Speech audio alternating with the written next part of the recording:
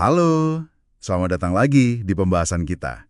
Hari ini kita mau gali satu ide yang cukup inti nih dari materi yang Anda bagikan. Sumbernya dari buku The Psychology of Money. Oke, Idenya itu lumayan menantang sih. Kalau soal uang, katanya tidak ada yang gila. menarik. Tidak ada yang gila ya? Iya, jadi tujuan kita kali ini yaitu mau coba bongkar kenapa sih orang kadang bikin pilihan finansial yang buat orang lain tuh kelihatannya aneh atau ya nggak rasional lah. Oke. Jadi melihat dari kacamata si pengambil keputusan itu sendiri ya? Betul, kita lihat gimana pengalaman pribadi itu bisa banget ngebentuk cara pandang kita soal uang. Sip. Oke, kita mulai dari sini deh. Ada semacam paradoks yang menarik gitu. Orang yang pinter banget, jenius gitu ya, bisa aja loh gagal total secara finansial. Sementara itu, Sementara orang biasa yang mungkin nggak punya pendidikan formal soal keuangan, malah bisa jadi kaya raya. nah itu dia. Kayak contoh yang terkenal itu ya, si Ronald Read. Iya, Ronald Read, petugas kebersihan, coba bayangin.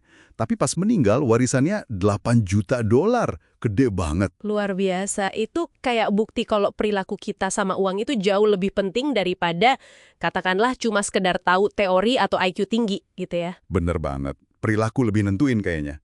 Nah, argumen utamanya kan gini.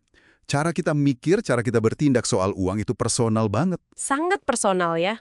Dipengaruhi sama ya kapan kita lahir, generasi kita, kondisi ekonomi pas kita tumbuh dewasa, apa yang diajarin keluarga, bahkan keberuntungan juga ngaruh. Semuanya itu ngasih kita pelajaran yang beda-beda ya berarti? Nggak bisa disamain? Nggak bisa.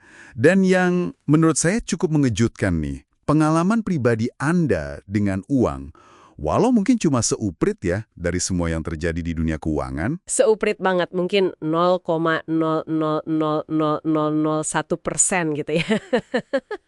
iya, segitu kecilnya. Tapi itu ternyata bisa ngebentuk, katakanlah, 80% cara Anda mikir soal gimana sih dunia finansial ini bekerja. Wow, 80% itu gede banget ya pengaruhnya. Jadi sangat subjektif dong pandangan kita. Banget. Itu poin krusialnya. Coba deh bayangin, pengalaman orang yang, amit-amit, kehilangan segalanya pas depresi besar tahun 30-an. Pasti traumatis banget itu. Nah, itu pasti beda banget sama pengalaman anak muda yang tiba-tiba kaya dari booming.com di akhir 90-an, ya kan? Jelas beda lah. Yang satu mungkin jadi super hati-hati, yang satu mungkin lebih berani ambil resiko. Lensanya beda total. Lalu ngerasain dampak depresi besar. Ya karena keluarganya punya bantalan. Nah, itu dia. Pengalaman langsung itu emang ngebentuk persepsi secara fundamental ya. Iya. Nah ini jadi pertanyaan kan, bisa nggak sih kita benar-benar paham gimana rasanya, dampak emosionalnya gitu, dari sebuah krisis finansial, cuma dengan baca data atau belajar sejarahnya? Pertanyaan bagus. Penulis buku ini sih bilang kayaknya nggak bisa sepenuhnya. Beda banget rasanya baca soal ketakutan pasar dibanding beneran ngerasain panik pas lihat portofolio anjlok puluhan persen. Nah, itu dia. Angka di spreadsheet atau laporan itu nggak bisa nangkap gejolak emosi yang sebenarnya dorong orang buat, ya, jual semua asetnya pas lagi panik misalnya. Emosi itu yang susah dimodalkan ya? Susah banget. Nah, ini nih bagian yang menurut saya paling bikin, wah, tercerahkan gitu.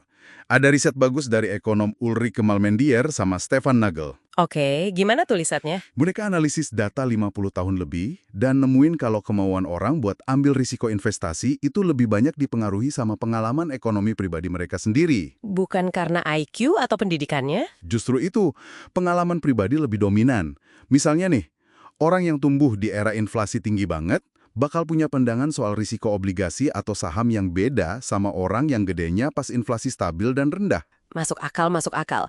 Jadi kalau Anda ngerasa, kok saya konservatif banget ya soal investasi, atau sebaliknya, kok saya agresif banget ya? Coba deh lihat lagi pengalaman masa lalu Anda sama kondisi ekonomi pas itu. Bener, itu bisa jadi penjelasan yang kuat.